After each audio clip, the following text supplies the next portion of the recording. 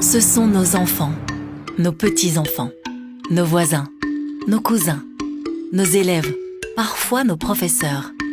La responsabilité de nos familles, de nos communautés, de nos pays reposera très vite sur leurs épaules.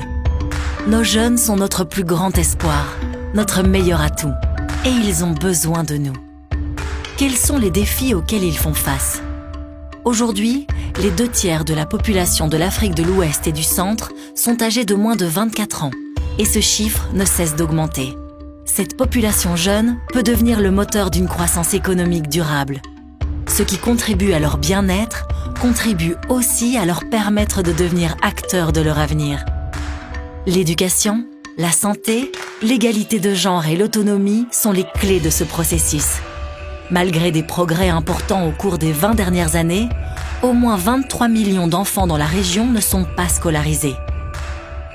En 2019, la région avait le taux d'adolescents non scolarisés le plus élevé du monde. Des disparités entre les sexes persistent et augmentent avec l'âge. Seul 1/3 des filles achèvent leurs études. Les raisons de l'abandon scolaire chez les filles sont nombreuses. Les grossesses précoces sont fréquentes. Dans la région, 1 femme sur 3 a accouché avant l'âge de 18 ans et 3,5% des adolescentes avant l'âge de 15 ans. Les mariages d'enfants contribuent à cette situation. 60 millions de femmes dans la région ont été mariées avant l'âge de 18 ans. Le taux global s'est réduit depuis 1990, passant de 52% à 41%. L'accès à l'information sur les questions de sexualité joue également un rôle important. Dans 21 des 23 pays de la région, plus de la moitié des femmes ne connaissent pas leur période de fertilité et seules 2 femmes sur 5 ont accès à des moyens de contraception modernes. Seuls 24% des garçons et 22% des filles entre 15 et 19 ans ont une connaissance complète sur le VIH. Le difficile accès à l'information est aussi reflété dans les attitudes vis-à-vis des violences conjugales.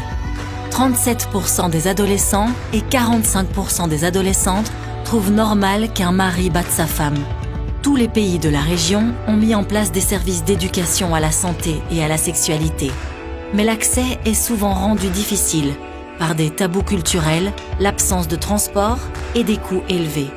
Tous ces enjeux sont liés.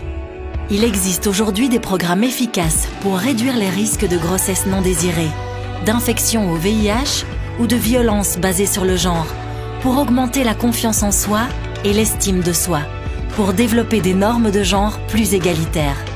En développant des services qui répondent aux besoins des jeunes de la région, nous pouvons leur offrir l'accès à l'éducation, à la santé et au bien-être dont ils ont besoin.